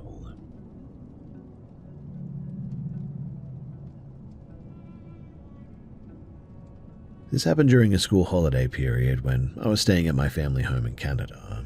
I was 14 years old at the time. The house was a single-story structure with a central living area and a short interior corridor connecting the bedrooms and a home office. Some temporary furniture adjustments had been made for seasonal decorations, which altered typical sightlines within the house at the time. But one evening, my parents and I were watching a movie together in the living room. The lights were off except for the television and a decorative light source near a far corner of the room. I was seated in a position where I had a sort of unobstructed view into the hallway, which was not normally the case. The hallway connected a bathroom, my bedroom, my parents' bedroom, and a small office at the end. And at some point during the movie, I just became very anxious all of a sudden. Mind you, there was no noise or movement that initially triggered it, but after scanning the living room and seeing both parents focused on the TV, I looked down the hallway. Due to the low lighting there, visibility was pretty limited, but sufficient enough to distinguish movement. And I observed a dark humanoid-shaped figure, like an outline, partially visible near the doorway of my parents' bedroom. The figure was stationary at first and then shifted position, becoming more visible. No facial features or clothing were discernible, only general height and posture. The duration of the observation was brief, but clear enough for me to register it as a person rather than a shadow artifact. Upon seeing it, I was terrified too. My heart began to race, and I didn't know what to do. The figure then moved fully into the hallway, paused momentarily, and proceeded toward the office at the end of the corridor. The movement was controlled, deliberate, smooth, and really weird. After several seconds of just my jaw being dropped and me just sort of sitting there watching this thing, I interrupted the movie and informed my parents that somebody was inside of the home. My father turned on all the lights and checked the hallway and office immediately. The office had no external access points and no windows, and he reported finding nothing and no signs of forced entry or disturbance or anything. No further action was taken that night. The movie resumed, though the atmosphere was definitely subdued. I didn't sleep well that night, and I remained alert for sounds in the hallway for hours. Later that night too, while in bed, I heard footsteps moving toward my room from the living area. This was not completely unusual, as my father occasionally checked in on me at night. The footsteps stopped outside of my door, and I then heard a brief tapping sound on the door, followed by a movement pacing back and forth along the hallway. The pattern continued for quite a long time without the door ever opening, and I didn't respond or investigate. The following morning, I asked my father whether he had come into my room during the night, and he said that he had not left his bedroom after going to sleep that night. And after that, there was no follow-up discussion. Now, about 2 years later, another incident occurred. I was home during the day and went to restart a laundry cycle in the basement. The basement was partially finished, with the laundry area located beyond a guest room. Lighting required that you flick a switch at the basement stairs, and while descending the stairs, I swear that I heard my name called from the direction of the laundry area. And the voice, it matched my mother's in tone and cadence. At that moment, though, I knew that my mother was upstairs in the kitchen.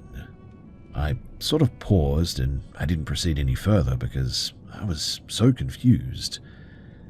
I verbally responded once to confirm, then heard the same voice request assistance from the laundry area.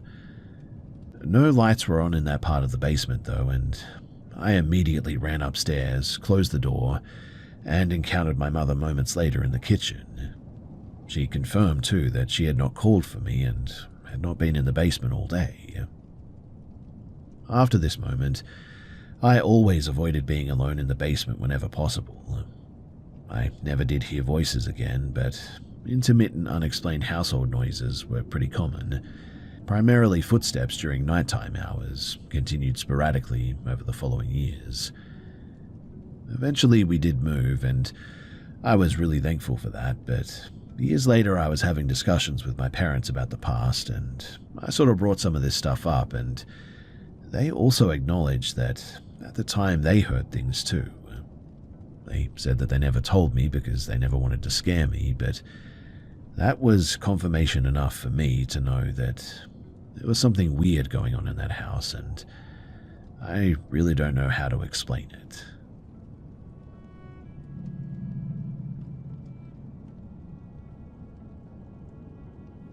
So I was in my apartment about a month or maybe 2 months ago. My roommate just texted me and told me that he was going to head on to work, and about 5 minutes after that, I get up from my desk, I have a gaming PC that's barely holding itself together, and go toward the kitchen for a refill on my coffee. I leave my room and I'm coming down the hall toward the kitchen and the entrance to my place, when I see a shadow being cast onto the rug at the entrance from someone standing in my kitchen. I even hear someone moving around the silverware, forks, butter knives, that kind of thing. My first thought was my roommate hasn't left just yet, and I say, "Hey man, you still here?" and continue walking towards the kitchen and the entrance. The whole time there's sounds of like a chain jingling and a buzzing sound sort of. I round the corner expecting to see him, but when I do, no one is in my kitchen. So my second thought is that it must have been my dog. It roams free in the apartment and has his harness on, so maybe it was him shaking her clothes or something. It roams free in the apartment and has this harness on, so maybe it was shaking clothes? I wait a second for the dog to come out the other side of the kitchen, but after about 5 seconds, I'm becoming very puzzled. With furrowed eyebrows and a confused frown on my face, I lean in to look out of the peephole on the door to see what's going on outside of my apartment door, and I still hear the jingling chain and the footsteps, almost like someone was walking a large dog past my front door. Whatever it is that's happening, I don't see anyone though, so I assume it's something happening out of view out there, and I just sort of shrug my shoulders and like, oh well, right? But here's the weird part. I turn around and am immediately faced with what I'm going to describe as a grey, leaning around the corner with one 3-fingered hand touching the wall. It looks insubstantial, but like it's made of smoke or fog. I gasp and take a step back, and it ducks back around the corner without a sound. I start saying things like, "It's okay, you can come out, I won't hurt you, and I'm sorry, you just startled me." Of course, there's no reply. I go up and inspect the corner where I saw it, and there isn't enough room for someone to stand there and peek around, much less to hide from someone coming into the apartment. There's like 4 inches of clearance between the edge and the TV, so unless someone was like 2 inches wide, they just wouldn't fit there. And look, I know as well as you that it sounds crazy as heck, but I swear that it's the truth of what happened. Maybe it's stress and I hallucinated it. Completely possible. Maybe I'm actually sick and need medication for some kind of chemical imbalance. I mean, I don't want to be a schizophrenic, but it's possible, right? And yes, before you ask, before that and every single night since, I see things out of the corner of my eye, but when I turn to look, there's nothing there. Not once have I felt threatened or afraid. I remember watching this YouTube video about lizard people having wardrobe malfunctions on live TV. I know it's probably all bunk, but I enjoy a good conspiracy theory as much as the next guy. It's entertainment. But I really just don't want to be the crazy guy. I watched this video and honestly didn't have a single thing on my mind when the encounter began. I just recall that was what I was doing when it started. I figure that I'm probably going to get a bunch of people probably doubting things and saying hateful stuff, and I can't help that or how I feel.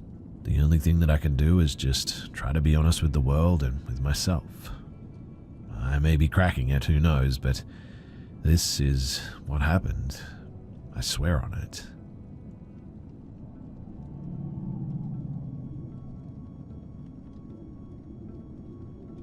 I'm a 36-year-old female in Sweden.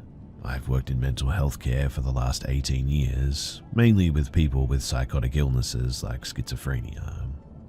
I was working in a group home for 9 years and was very close with my co-workers there, especially 2 females. The last few years I worked there, another female started working there too. Her name was M, and the 4 of us grew very close. She was very timid, shy, friendly at times, and we got along pretty well. She was, however, often on long-term sick leave because of her own mental health issues, so we didn't meet much at work, but she always showed up at our after-work dinners, so we continued to stay in touch, even when she wasn't well enough to work full-time.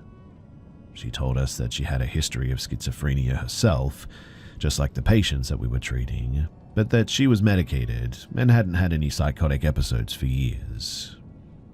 Now, since I have an education in psychiatry and a long experience with schizophrenia, I have no judgment towards people suffering from the illness, and it didn't bother me being friends with someone who had a diagnosis like that. And even after what I tell you, I still feel the same way. In the summer of 2023, I had moved on to work in a new place, also with mental health, but this time forensic psychiatry, like a halfway house for mentally ill murderers, etc. The 4 of us stayed in touch and still met every now and then for dinner parties and whatnot. Em told us that she had been evicted from her apartment because of an incident where she had accidentally entered her neighbor's apartment in the middle of the night. She told us that in the huge apartment complex, the doors all looked exactly the same, and that she simply walked in the wrong door by accident, and that the neighbors, they'd created a bit of a scene out of pure drama and reported her to the police. I somehow felt that while that sounded out of proportion to evict someone just from that perhaps the landlord took that kind of action because he judged her based on her medical history, and I felt honestly bad for her. I questioned her if something else happened, and she claimed that it didn't and that this was the full story. In Sweden, it's very difficult to get a contract for an apartment when you've gotten evicted before. You pretty much get blacklisted and that's that. So Em asked if she could move in with me. Since she was literally on the street, literally homeless, I said, well, of course you can. I've always gotten myself into uncomfortable situations by saying yes instead of thinking about myself, and had no idea just how severe this situation would get when I said yes to Em. So I live in a pretty small apartment. It's 1 bedroom that pretty much only fits a bed and a desk, a living room that fits a couch and a TV, no room for an extra bed, a small kitchen and a small bathroom, and I have 2 cats too. We decided that Em was going to live in the living room, and I offered her to throw my couch out so she could have a bed there, but she said that she was fine with sleeping on the couch since it's comfortable enough. I insisted on giving her a bed, but she always declined. There's a door between the living room and the bedroom too, but between the living room and the hallway, there's just an open arch, so she wouldn't have total privacy by any means. But I hung up a thick velvet curtain covering the arch, so at least that gave her the sense of a door and more privacy than nothing. There's another door from my bedroom to my kitchen too, so I have 2 doors to my bedroom. I have to have one of them open at night since my cats want to go in and out, and they also have their litter boxes in the bathroom, and food and water in the kitchen. I naturally kept the kitchen door open and not the living room door, since that's where Em lived and we wanted to keep our privacy somehow. She wasn't working at this time because she was on one of her long-term sick leaves. This while I was working shifts, so sometimes I had to get up at 6 a.m. and sometimes I didn't get home until like 11 p.m. I have really severe insomnia too, and I need to combine medication to just get to sleep. And even with this, I still wake up easily. I told her that I would appreciate if she could try to stay quiet those nights when I have to get up at 6 in the morning. But that it's fine if she's loud when I'm at work or when I'm doing the evening shifts because then I don't need to sleep as much. Now, she was a heavy smoker and a coffee drinker, so I bought her a coffee machine. Yeah, I know, I'm a bit of a weirdo who doesn't drink coffee very often, so I didn't have one. but I did this to make her enjoy her living situation a little more. The coffee machine in the sink is placed right outside of my bedroom door. Like I said, the kitchen is pretty small. So the first night together, I had to get up at 6 for my shift. As usual, I had a hard time falling asleep. Em had been up several times that night to go out to smoke, and I woke up every single time. At 5 a.m, she started making coffee, and since it's literally outside of my bedroom door, I was wide awake from the sounds of it. I asked her in the nicest way possible why she was up this early, asking if she had any plans today. I mean, she's on sick leave, so why not sleep at 5 a.m. if you can? And she just said that she couldn't sleep. I said, "Oh, I'm really sorry to hear that. I would just appreciate if you could wait with making the coffee till 6 a.m. since I really need this last hour of sleep because of work." Also, adding to why I need my sleep is that I have epilepsy that gets really bad when I don't get enough sleep. I usually get lots of seizures when I don't get at least 4 hours of sleep. I knew that I would probably get seizures at work now, meaning that this day would be both stressful and potentially dangerous for me since there's a huge risk that I fall and hurt myself. And it's really not a good thing to get cramps and seizures among mentally unstable criminal clients who you're supposed to care for. And look, I know it's not an ideal situation to work in that field with my condition, and I can inform you all that I did quit after only 6 months. Anyway, she said that she really wanted a coffee with her cigarettes, but that she would try to wait the next time that I have to work. I accepted it, and I went on with my day, but things just didn't get any better. She continued to wake me up early in the morning and through the nights, and continued to promise to stop, but insisted that she really wanted coffee with her cigarettes. I suggested making the coffee the night before or drinking iced coffee or Coke instead, but she didn't want that. I should add too that she demanded for me to be silent at 10 p.m. because that's when she wanted to sleep, and genuinely I respected that. She used to get these moments of binge eating too, where she would empty my fridge and pantry from everything that I had. I remember this one time when I bought a big loaf of bread, and she texted me 30 minutes after I left the apartment saying, "Hey, I'm sorry I ate your loaf of bread. I'll buy it back once I get money." Like an entire loaf of bread in 30 minutes.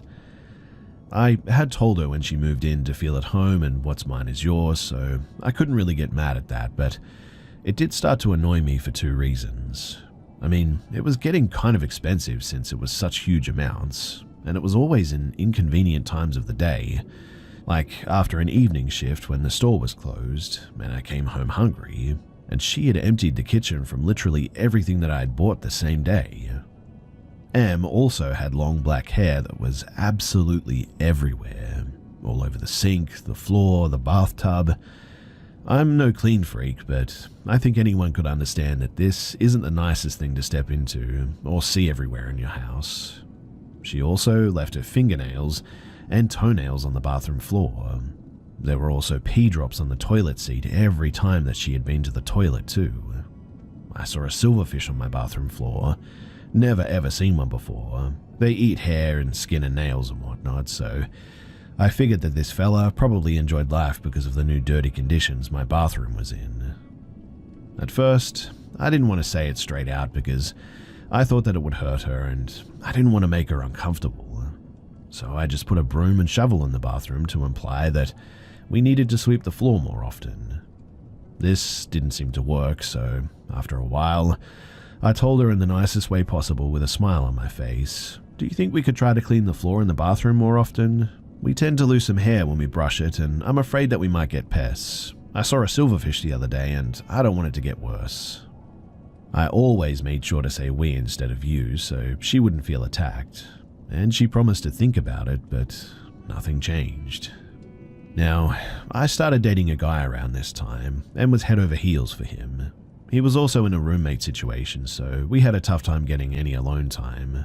I asked Em if there was any chance that we could get one night to ourselves every now and then in the apartment, and that she of course would get the apartment to herself as well.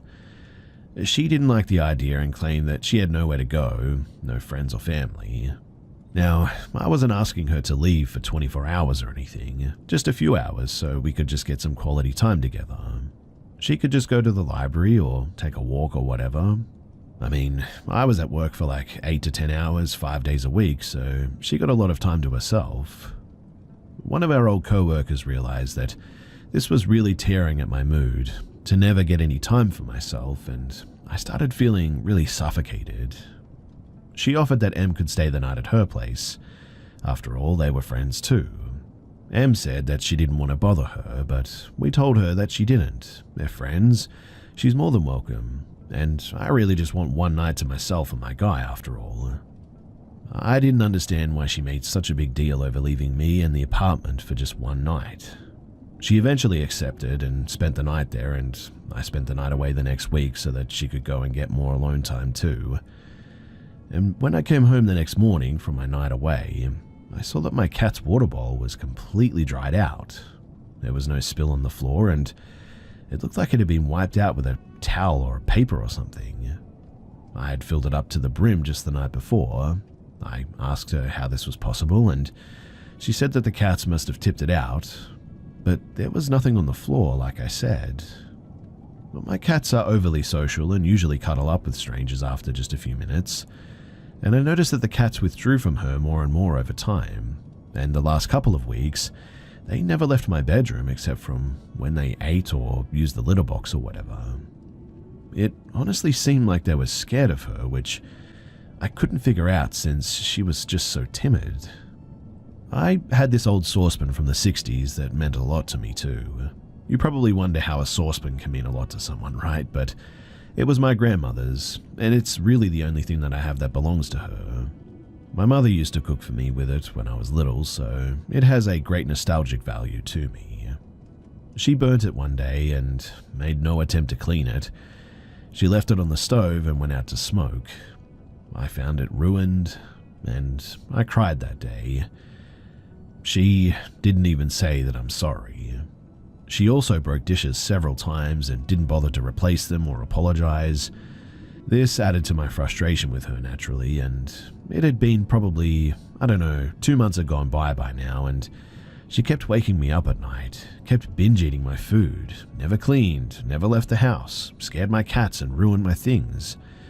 I realized too that she stole my prescripted sleeping pills at one point, lots of them as well, and I only get one per night, not more or less, and as you already know, I really need them.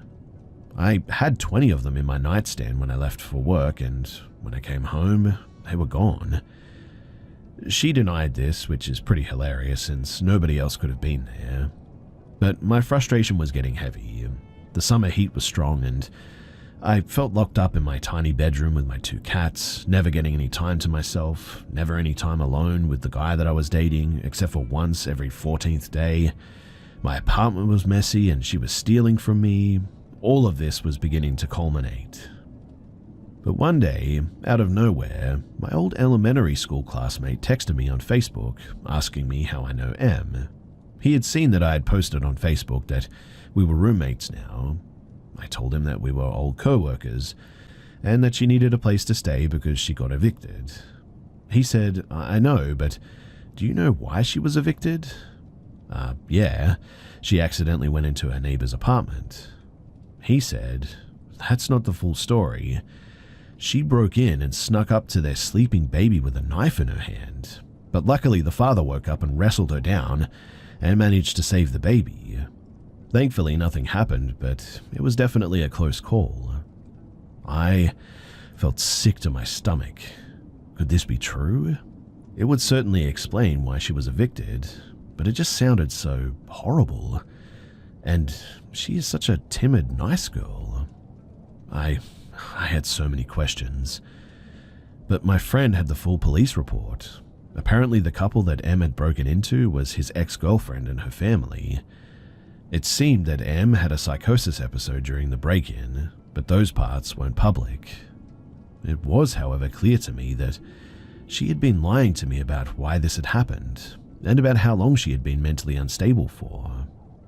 I started getting quite paranoid now, and I was already very frustrated with everything, and it was around this time that I really wanted her to move out. We did, however, have a contract that she had 30 days notice, and I knew that if I asked her in a harsh way that it would mean 30 days of chaos until she moved out, so I wanted to handle this as nicely as I could. I started looking for cheap hostels for her that I could suggest to her so she wouldn't be on the streets. I sat down with her and told her that I loved living with her and I feel really horrible for this, but I just miss my alone time and that the apartment is too small for 2 people. I said it wasn't personal and that I wouldn't want to live with anyone right now and that I wished it would have worked out and that I'm really sorry and hope that we can still remain friends. She looked absolutely crushed and said that it wasn't possible.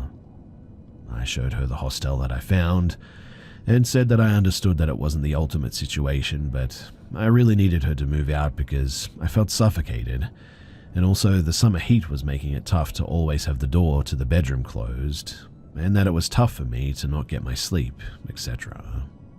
She said okay. She was going to try and move out, but not until 30 days had passed, and I said of course to this. The first night after our talk, she got up and made her coffee at 2:30 in the morning. I nearly had a mental breakdown that night. I mean, I was going to get up at 6 and I couldn't go back to sleep. I asked her in the morning for probably the 10th time to not make coffee until I get up, but she didn't even answer me that time. She just sat in the sofa and stared out the window. I said, "Em?" and she kept staring. I was a little bit freaked out by that, but I left for work. She kept being weird though, kept making a mess, kept waking me up, kept eating my food, and all I could think about was the incident with her and the baby and the knife and all that. I eventually got so ticked off about being woken up by the coffee maker, I plugged it out and stored it in my attic, which she had no access to. It may have been childish, I know that, but I was just genuinely getting so tired at this moment. My sleeping pills were stolen and I was starting to feel like Edward Norton in the beginning of Fight Club. Well, the next night, I woke up at 4 a.m. by her making coffee in a saucepan. Not my grandmother's saucepan, thankfully. That one was ruined. I tried talking to her again, explaining the situation, but she just stared and didn't reply. Me being frustrated and on the tipping point, took the saucepan and stored it in the attic as well. I know, but I was going crazy and just wanted her to stop with this nightly coffee routines and to just get the hint. The third night, I had the guy that I was dating sleeping at our place because I was getting really paranoid now over her weird behavior, not speaking with me and just staring into space. I woke up from my very light snooze by him poking me, and he whispered, "Look." And in the doorway, Em was just standing silently, staring at us. Honestly, this was like a scene from a horror movie, with her long black hair over her face. I kid you not. I didn't say anything at first, because I wanted to know if she just stood there for a second doing something by the door, but I realized after a while that she was actually just standing still staring at us. It reminded me of the ending of Paranormal Activity when Katie just stares at Micah in the final scene. So I sat up and said, "What are you doing?" But before I could finish the sentence, she just slammed the door shut, and I heard the sound of something metal falling on the floor and her running into the living room. I yelled out, "You need to leave," and started crying hysterically because this was turning into a nightmare. Of course, I didn't go back to sleep that night, and I was really happy that I had company that night too. I just kept asking myself, had she done this before? Stared at me in my sleep like that? The next day, when I got out of bed, I opened the door that she had slammed shut and saw a kitchen knife on the floor. So that was the metal sound that I had heard before she ran off that night. At this point, I took all of my knives and locked them in the attic as well. I then asked a friend of mine to come to my house and be here when I tell her that she has to move out immediately, that I can no longer wait 30 days. We were 27 days in. And during the conversation, I really tried to stay calm. I know that she has a mental illness. I know that she means no harm. And even though I was just so frustrated, I couldn't bring myself to hate her. I was mostly scared and tired, I guess, but she, however, didn't even answer when I talked to her. She just kept staring at the window. She left the apartment and she sent me a text instead, saying that I was disrespectful for bringing a friend over to her place. Night came and I thought that this would be a quiet night finally. No coffee maker or saucepans. But at 3 a.m. I woke up by her burning dry coffee powder in a frying pan. At this moment, I just felt terrified of her. Her face was dead, her eyes were black. I suspected that she had gone into psychosis. I stopped the fire and she just ran off to the living room in silence. I knew that she had an appointment with her psychiatrist the next day, and while she was away, I packed all of her things. I then sent her a text telling her that she needs to pick them up and give me back my keys, and that I'll give her money for a hostel the upcoming 26 days. She didn't reply though. The guy that I was seeing came to keep me company in case she would fight about it. She didn't. She left the keys without looking at us and she just left. Our co-workers who were friends with us both told me that she moved in with a guy that she was dating apparently, and she stayed there for a few weeks until she somehow amazingly got an apartment of her own. She started working again and genuinely I was really happy to hear this. She seemed to be doing pretty well. Then in January of this year, one of our old co-workers told me that Em had called her and told her everything must burn, that she has a baby that she must save, and other delusional stuff. She had called 112, Swedish emergency number, like 911, about this, but they hadn't taken it seriously. Em had then proceeded to burn her entire apartment down because the voices in her head were telling her that she has to burn everything to save her friends and family. Her neighbors had tried to rescue her from the fire, but she had fought them off and ran back in and poured liquor on the fire to make it burn more. She was arrested and sentenced last week for aggravated arson. She'll serve her time in a mental institution or prison for a long time, possibly forever even. What's ironic is that she will probably be in the facility where I used to work and end up where she used to work herself. My old co-worker was a witness at the trial and apparently she had stopped taking her medication because she thought that it made her feel numb and she thought that she was stable enough to function without it, but obviously not. She had also stopped taking her medication the last few weeks when she stayed at my house, so when she stared blankly into space, she was going into psychosis. When she stared at me with a knife in her hand, when she burnt the frying pan that last night too, she was in a state of psychosis. It's really disturbing to think about what could have happened to me and my cats if she would have stayed too, or if I had been a heavy sleeper. I also think about what would have happened to that baby that she snuck into before she was evicted.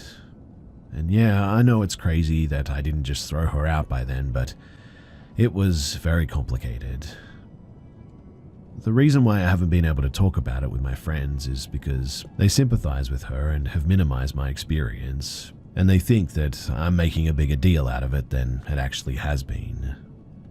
I sort of understood it too, since they have never seen that darkness in her eyes that I saw that last couple of days. So really, I can't blame them, I guess. Also, I remembered something recently too that I wanted to add. There were several times when I was going to work early in the morning that she occupied the bathroom by taking long baths. I patiently tried to wait until the last minute before knocking and asking her if she could get up and get back in after I had gotten ready and left for work. It's just another thing that added to my frustration. I felt really ill one time when she was staying here too. I don't know at the time what it was, but I woke up in the early morning one day feeling very nauseated. On my way to the bathroom, I literally almost had a heart attack and threw up at the same time because it takes like 10 seconds to get to the bathroom, so you can imagine how bad it was when I didn't even make it. And I had a really high fever and kept throwing up, and I was just a mess. Obviously, you would understand too that you would want your bathroom to yourself at this point. Actually, I think it's pretty understandable that you'd want to be completely alone when you're just this ill, right? My head was spinning and I'm guessing I was nearly hallucinating from the high fevers. But one random thing I laugh about today is that it was Eurovision week and for some reason the flute solo from Moldova's song was stuck on repeat in my head while I was in and out of fever dreams. I have a hard time listening to it today because of this, but anyway, working in healthcare, I also have a natural instinct of not wanting to spread infections, so my first thought was that besides wanting to be alone, I didn't want to risk giving whatever this was to Em. So I begged her the moment that I noticed I was ill to please leave for her own sake. I mean, I could barely speak because it made me throw up that easily, and our friend in common had asked her to water her plants that week, so she had the keys to her place and could have been alone there. But Em refused to leave, and I swear if I had the energy to slip out of the window and to fall to my death, I would have, but I couldn't. Anyway, I was half sitting or half laying on the toilet with a bucket on my lap, my head sort of resting in the bucket of puke because I just couldn't hold it up with the high fever, and I just begged through whispers for her to leave so she wouldn't be as ill as I was too. I told her, "What if you get sick soon too? We can't share the toilet. I'll be here all day. You should go to her place before it's too late, please." Eventually, she left, really ticked off at me. It turned out that I had a severe case of food poisoning, and I was well again after 2 days, but man, the fact that she refused to leave is something I felt I had to add to the story because it just made me so frustrated. Also, that reminded me that she used to shut my cats inside of my bedroom while I was away at work or whatever. She did this so that they couldn't eat, drink,